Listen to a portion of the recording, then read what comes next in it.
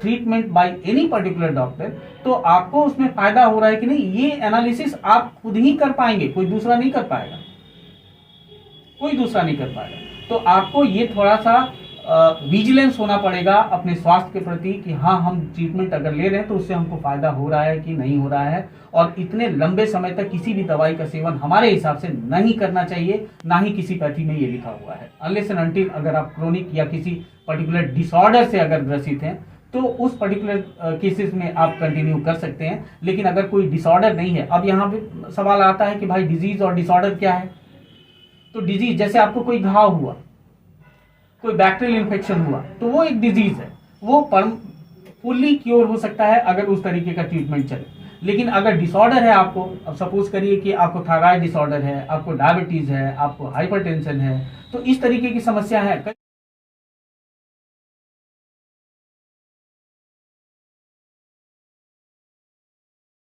नमस्कार बा प्रणाम बा तमाम जनता जनार्दन के हम उज्जवल निर्मल भोजपुरी माटी न्यूज चैनल से स्वागत है। चिकित्सा है महान कार्यक्रम में आज जिनके पास मैं पहुंची हूँ, छपरा के एक सुप्रसिद्ध डॉक्टर जिन्होंने समाज के लिए एक अच्छा नींव रखा और बहुत अच्छे दिनों से प्रैक्टिस करते हुए और अच्छे समय में अपना बेहतर समाज के लिए और छपरा शहर के लिए बेहतर कर रहे हैं। स्वागत है सर चिकित्सा है महान कार्यक्रम में। सर हमारे चैनल के माध्यम से सर अपना दर्शकों को छोटा सा परिचय दें। पहले तो सभी भोजपुरिया माटी न्यूज चैनल के सभी दर्शकों को मेरा प्रणाम। और मेरा नाम डॉक्टर एस.के. शर्मा हुआ और शर्मा होम्यो रिसर्च सेंटर के। सर कितने दिन से सर आप प्रैक्टिस कर रहे हैं छपरा शहर में, और कहाँ से सर आपकी पढ़ाई लिखाई की? पढ़ाई लिखाई तो मेरी बिहार यूनिवर्सिटी से ही है, और बिहार यूनिवर्सिटी से ही हम लोगों ने BHMS की डिग्री ली। और प्रैक्टिस की अगर हम बात करें तो लगभग दो तीन साल से प्रैक्टिस हम लोग कर रहे हैं, और बहुत ही अच्छा रिस्पांस है लोगों का, और बहुत ही सेटिस्फैक्ट्री रिस्पांस है। सर तमाम वीडियो जो आपके हम देखते हैं सोशल मीडिया पे, आप वीडियो डालते हैं, तमाम रोगों को विशेषज्ञ के बारे में आप बताते रहते हैं समाज के लोगों को, कैसे लोगों को अपने आप को स्वस्थ रखना चाहिए, कैसे हार्ट अटैक आता है। तो तमाम मुद्दे पे आप जो सोशल मीडिया पे डालते हैं, तो उससे क्या बेनिफिट मिलता है समाज के प्रति, आपका जो उत्थान है जो स्वास्थ्य के प्रति, उससे आपको क्या फायदा मिलता है? देखिए, सबसे इम्पॉर्टेंट चीज़ है कि आप चीज़ों को समझिए सबसे पहले। और being a responsible human being of a society, तो आपकी एक रिस्पॉन्सिबिलिटी, ये आपको कोई कहेगा नहीं कि आप समाज के लिए कुछ करिए, लेकिन ये आपकी रिस्पॉन्सिबिलिटी बनती है कि अगर आप एक अच्छे ह्यूमन बीइंग हैं तो आपको समाज के लिए कुछ ना कुछ करना चाहिए, और भगवान ने आपको उस काबिल भी बनाया है, पहला चीज़। दूसरा चीज़ ये कि कोरोना के समय से ही पेशेंट अवेयरनेस प्रोग्राम हुआ, या कोरोना में लोगों की हेल्प करना दवाई से और हर तरीके से वो हम लोगों ने किया। और तब से लेके आज तक समाज के लिए अगर आप कुछ करते हैं तो एक अंदर से इंटरनल सोल से जो सेटिस्फैक्शन आपको मिलता है वो किसी अन्य चीज़ से नहीं मिलता है। और पैसा से तो बहुत कुछ आता जाता है, लेकिन जो इंटरनल जो सेटिस्फैक्शन है वो आपका अच्छा काम जो आप समाज के प्रति करते हैं उससे ही मिलता है। और मुझे लगता है कि जो भी लोग सक्षम हैं उनको ये करना चाहिए। जो सर आप वीडियो बनाते हैं, जो इस तरीके से जैसे हार्ट अटैक पे आपका वीडियो बहुत सारा ट्वीट हुआ था, वायरल हुआ था, हमने भी देखा था सर। तो हमारे दर्शकों के माध्यम से बता सकते हैं कि अगर मान लीजिए अचानक किसी को हार्ट अटैक आता है तो कैसे वो अपने आप को सुरक्षित रख सकते हैं, कैसे घरेलू उपयोग किया जा सकता है कि जिसको उससे उपचार कुछ मिल सके? देखिए, जहाँ तक हार्ट अटैक की बात है तो हार्ट अटैक होने के बाद में बहुत कम समय होता है, लिमिटेड समय होता है, 2-3 मिनट का समय होता है। उसी 2-3 मिनट के समय में अगर आप परफेक्ट मनूवर उस पर्टिकुलर पेशेंट के साथ अगर आप करते हैं तो उसकी जान बचाई जा सकती है। तो इसके लिए हमने एक प्रोग्राम डेवलप किया है, जो एक तरीके से लैपटॉप में हमने एक वो पूरा सिस्टम बनाया हुआ है, करीब 45-47 स्लाइड्स हैं उसमें। तो हाउ टू डू CPR होता है कार्डियो पल्मोनरी रिससिटेशन। मतलब अगर पेशेंट को हार्ट अटैक आता है तो व्हाट आर द थिंग्स जो आप उस समय करेंगे जिससे उसकी जान बचाई जा सके। तो इसके लिए हम लोगों ने एक प्रोग्राम बनाया है, और डिफरेंट स्कूल्स में, जिसमें 6th and 7th ऑनवर्ड्स जहाँ पे भी बच्चे पढ़ते हैं। तो अभी हम लोगों ने एक ईश्वरपुर के नज़दीक में एक हाई स्कूल था, उसमें हम लोगों ने प्रोग्राम किया था। तो उसमें लगभग 1200 बच्चे थे, लड़के लड़कियां मिला के, और उनका बहुत सारा क्वेरी था और सीपीआर पे भी हम लोगों ने चर्चा किया। फिर जनरल क्वेश्चंस थे स्टूडेंट के कि किस किस तरीके, हर किसी के फैमिली में कोई ना कोई बीमार रहता है, लेकिन उसको समझ में नहीं आता है कि आखिर हमको किस डायरेक्शन में जाना है, तो वो भी एक था। तो बहुत सारा क्वेश्चन आयर को हम लोगों ने टैकल किया था और वो बहुत ही अच्छा प्रोग्राम हुआ था।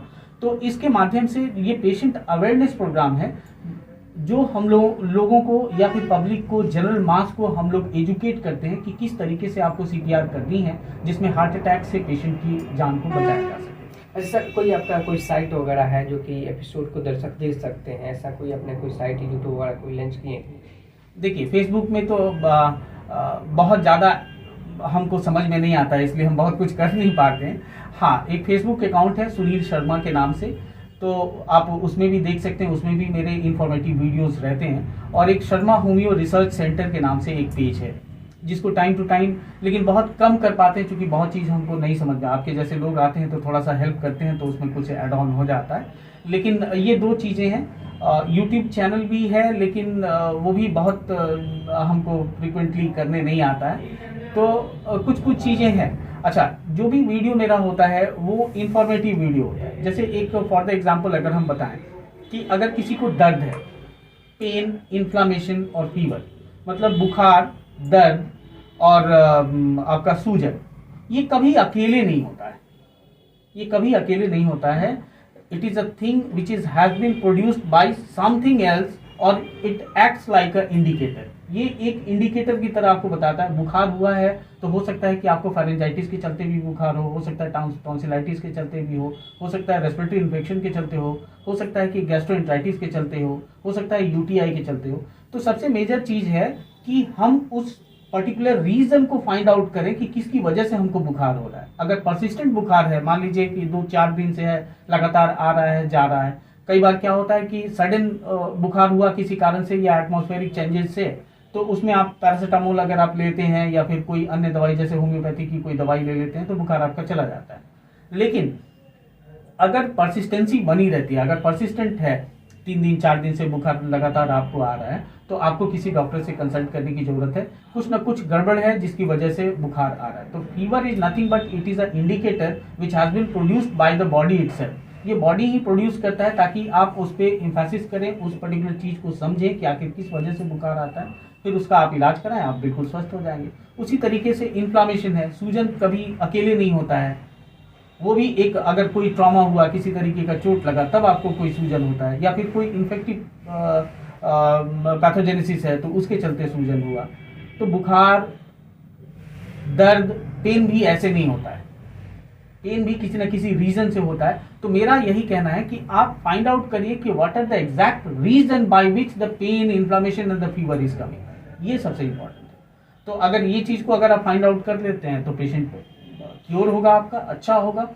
ये चीजें सर, कौन कौन से आप रोगों को देखते हैं जो कि मरीज अगर आपसे दिखाना चाहें, देहात के लोग अगर आपसे जुड़ना चाहें, तो क्या क्या चीज़ आपका विशेषज्ञ ज़्यादातर आप देखते हैं, हमारे दर्शकों को बता सकते हैं सर? देखिए, इसमें मैं थोड़ा सा एक अपील भी करना चाहूँगा आपके माध्यम से।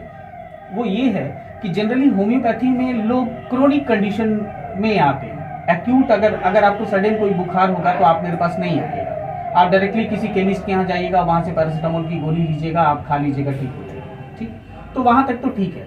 लेकिन एक्यूट केस और क्रोनिक केस, मान लीजिए कोई स्किन इन्फेक्शन है तो अगर आप उसका ट्रीटमेंट कराते हैं, अगर एक्यूट केसेस में भी अगर शुरुआती दौर में अगर होम्योपैथी से कराते हैं तो बहुत जल्दी आप क्योर हो जाएंगे। लेकिन ऐसा होता नहीं है। जनरली जो भी अवधारणा पहले की बनी हुई है सोसाइटी की, वो ये है, 2-3 मिथ है जो होम्योपैथी के साथ साथ पैरेलल चलते हैं। जितने पेशेंट हमारे पास आते हैं हम उनके मिथ को तो तोड़ पाते हैं, लेकिन वैसे पेशेंट जो हमसे इंट्रैक्शन नहीं है उनके मिथ को हम नहीं तोड़ पाते हैं, उनको बता नहीं पाते हैं कि आखिर मिथ क्या है। तो 2-4 मिथ है। जैसे एक मिथ है कि होम्योपैथी बड़ा देर से काम करता है, ऐसा एग्जैक्टली नहीं है। होम्योपैथी बहुत फास्ट है जैसा कि दूसरा पैथी है, बशर्ते आप उस पर्टिकुलर प्रॉब्लम को, उस डिजीज को रिकॉग्नाइज कर पाएं, उसका डायग्नोसिस प्रॉपर कर पाएं, तो डेफिनेटली वो बहुत ही कम समय में ठीक होगा, पहला। दूसरा कि होम्योपैथी बहुत लंबे समय तक चलानी पड़ती है। अभी कल 2-4 दिन पहले ही हमने एक वीडियो डाला था इस पे। एक पेशेंट थे हमारे यहाँ आए थे, वो पिछले 7 साल से वो दवाई ले रहे थे, होम्योपैथी दवाई ले रहे थे। हम बोले कि आप 7 साल से क्यों ले रहे हैं?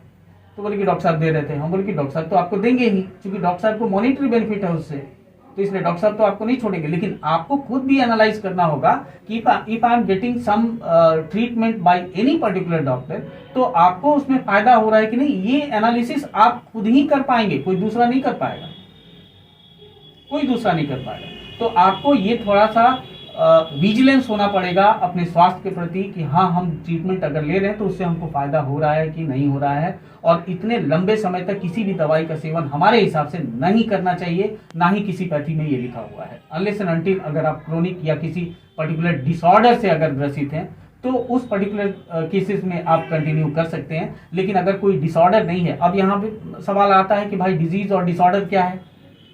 तो डिजीज, जैसे आपको कोई घाव हुआ, कोई बैक्टीरियल इन्फेक्शन हुआ, तो वो एक डिजीज है, वो फुल्ली क्योर हो सकता है अगर उस तरीके का ट्रीटमेंट चले। लेकिन अगर डिसऑर्डर है आपको, अब सपोज करिए कि आपको थायराइड डिसऑर्डर है, आपको डायबिटीज है, आपको हाइपरटेंशन है, तो इस तरीके की समस्या है। कई लोग क्लेम करते हैं कि नहीं एकदम से ठीक हो जाता है, लेकिन अगर इस तरीके का डिसऑर्डर है तो you should continue the drug for the certain period of time. तो ये होना चाहिए। और स्किन के इन्फेक्शन में है तो स्किन का इन्फेक्शन है और आप उसको कंटिन्यू 7 साल से दवाई ले रहे हैं, क्यों ले रहे हैं भाई? ऐसा नहीं होना चाहिए। तो ये मिथ है। दूसरा, खट्टा नहीं खाना चाहिए, लहसुन नहीं खाना चाहिए, प्याज नहीं खाना चाहिए, ये सब भी चीजें आती हैं होम्योपैथी के सेगमेंट में अगर हम देखें तो, जबकि ऐसा कुछ भी नहीं है। हाँ, स्किन के केसेस में the things which aggravates the histamine aggravator जो भी है, जैसे अंडा, मछली, बैगन, दही, तो अगर स्किन से रिलेटेड कोई इश्यूज है तो उसी में सिर्फ थोड़ा अवॉइड करना है इन सब चीजों का। बाकी अन्य किसी भी बीमारी में किसी तरीके का कोई परहेज नहीं होता है। सर, क्या क्या देखते हैं विशेष आपका, क्या क्या मरीजों के लिए क्या क्या देखते हैं अपने होम्योपैथी के माध्यम से? देखिए, ऐसे तो बहुत सारा सेगमेंट है, सब सेगमेंट, चूंकि हम लोग जनरल प्रैक्टिस करते हैं तो हम लोगों के पास हर तरह के पेशेंट्स आते हैं। लेकिन उसमें जो प्राइम है, जैसे स्किन से रिलेटेड, लोग को कम से कम ये तो फेथ है कि हाँ, होम्योपैथी से स्किन का ट्रीटमेंट अच्छा होता है। तो चलिए, कुछ पॉजिटिव और कुछ नेगेटिव पॉइंट्स भी हैं। तो एक तो स्किन का केसेस है, दूसरा आपका कोई किसी भी तरीके का कोई भी डिस्टर्बेंस है या किसी भी तरीके का कोई डिजीज है तो उसको भी हम लोग देखते हैं। जैसे एब्डोमिनल गैस की समस्या बहुत कॉमन है, तो वो सब ठीक कर सकते हैं हम लोग, या ठीक करते ही हैं। और जैसे अर्थराइटिस के पेशेंट हैं, तो अर्थराइटिस में जनरली क्या होता है कि पेन किलर और steroid which has been used by the various doctor और ऑल ओवर वर्ल्ड में यही ट्रीटमेंट शेड्यूल है जो है। तो वैसे केसेस में अर्थराइटिस के पेशेंट भी काफ़ी लाभान्वित हो सकते हैं विदाउट एनी साइड इफेक्ट। जो गैस्ट्रिक इरिटेशन या अन्य चीज़ें जो अदर पेन किलर्स वगैरह में होती हैं, तो वो सारा कुछ हम लोगों के साथ नहीं होता है और बहुत ही अच्छे ढंग से पेशेंट ट्रीट होता है और बहुत ही अच्छा रिस्पांस अर्थराइटिस के केसेस में, क्योंकि वो एक तरीके का एज रिलेटेड डिसऑर्डर है। तो एज रिलेटेड डिसऑर्डर में just you have to maintain कि जब तक पेशेंट जिंदा रहता है तब तक आपको उस तरीके से उसका ट्रीटमेंट देना होता है और उसमें पेशेंट को अच्छा रिस्पांस मिलता है।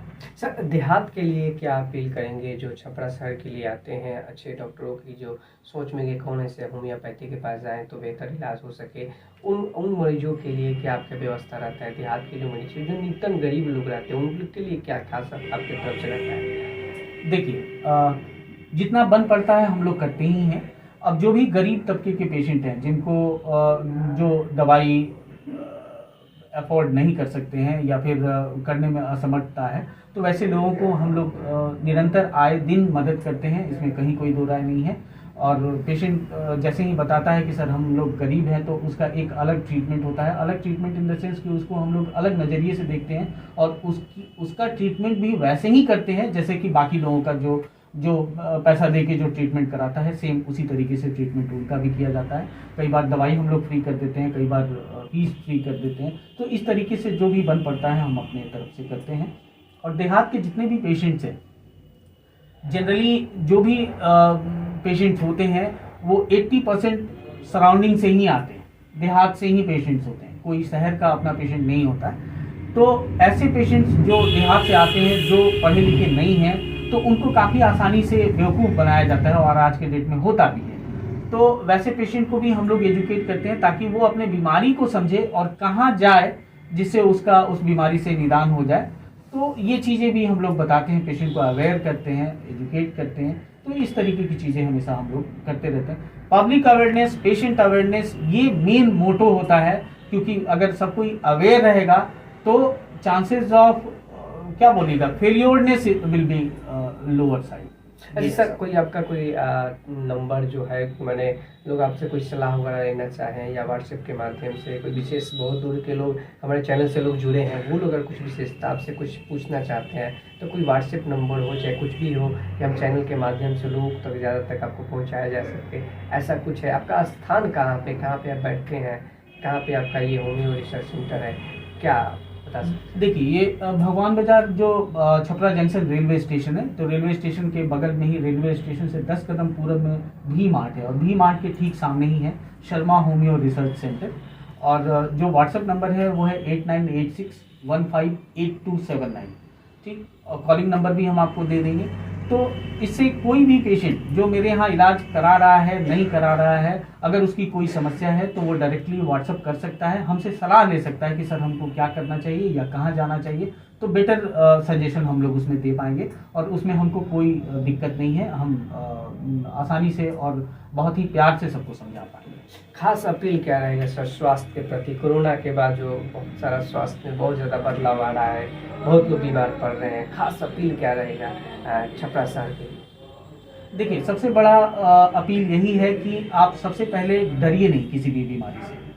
अगर कुछ नया बीमारी भी अगर आपको होता है तो आपको उससे डरना नहीं है। साइकोलॉजी आपकी निगेटिव नहीं होनी चाहिए, पॉजिटिव साइकोलॉजी रखिए। आपको अगर यदि बीमारी है तो वो बीमारी ठीक भी होगी और डॉक्टर उसको ठीक भी कर पाएंगे। हम ये नहीं कह रहे कि हम ही ठीक कर पाएंगे, तमाम डॉक्टर हैं, वेरियस टाइप ऑफ डॉक्टर हैं, सब लोग ठीक करने में सक्षम हैं, सब लोग एक ही पढ़ाई पढ़ के आता है, सब लोग ठीक कर सकता है। तो आप किसी अच्छे डॉक्टर से मिलिए और डेफिनेटली आपका प्रॉब्लम जो है वो सॉर्ट आउट होगा। लेकिन इन बिटवीन आप साइकोलॉजी को मेंटेन करके रखें, थोड़ा सा डाइट में आपने मॉडिफिकेशन रखें। सुबह में चना गुड़ खा सकते हैं अगर आपको डायबिटीज़ नहीं है तो, ठीक। दोपहर में मकई का थोड़ा सा भूंजा खा सकते हैं दोपहर या शाम में, तो इसमें भी बहुत हाई फाइबर होता है जो आपके डाइजेशन को प्रॉपर करेगा। तो इन सब चीज़ों के साथ, और अगर आपको प्रॉब्लम है तो किसी अच्छे डॉक्टर से मिलिए, आप उसे इलाज कराइए, डरिए नहीं किसी भी चीज़ में। बहुत बहुत धन्यवाद सर। तमाम मुद्दे पे सर से बातचीत हुआ। सर का कहना है कि जिस तरीके से समाज में एक डॉक्टर जो समाज के हित के लिए, जो देहात के लोगों के लिए हमेशा तत्पर रहते हैं, हर संभव लोगों को मदद के लिए, और साथ ही साथ कैसे रोगों से लोग बचे, कैसे सुरक्षित रहें, उनके लिए भी हमेशा तत्पर रहते हैं। कहा जाता है कि एक बंद कमरे में एक डॉक्टर अपनी जिंदगी को कई मरीज को बचाने के लिए अपना पूरा सोच और समझ और ज्ञान लगा देता है, लेकिन समाज के लोग ही उन लोगों का मनोबल हमेशा बढ़ाने से डरते हैं। अगर आप लोग अगर नहीं बढ़ाइएगा तो बेहतर कैसा स्वास्थ्य हो सकता है, कैसे आप सभी भी सुरक्षित रह सकते हैं। तमाम मुद्दे पे सर के द्वारा बातचीत हुए। तो सर को मैं बता दूं कि सर होम्योपैथी से बेहतर इलाज करते हैं, और ज़्यादातर सर बता रहे हैं कि हम किसी प्रकार के कोई डिजीज हैं, जो कि आपका चमरोग हो गया, तमाम खुजली हो गया, तमाम जो डिजीज अगर शरीर में एनी डिजीज का अगर आपके पास कोई दिक्कतें आ रही हैं तो एक बार इनसे सलाह लें और इनको सेवा का मौका दें। तमाम खबरें हमारे चैनल के माध्यम से देखने के लिए और चिकित्सा है महान कार्यक्रम का आप सभी का बेहतर सपोर्ट करने के लिए और हमारे सभी डॉक्टरों को मजबूती से सपोर्ट करने के लिए जय हिंद, जय भारत, निर्मल के साथ।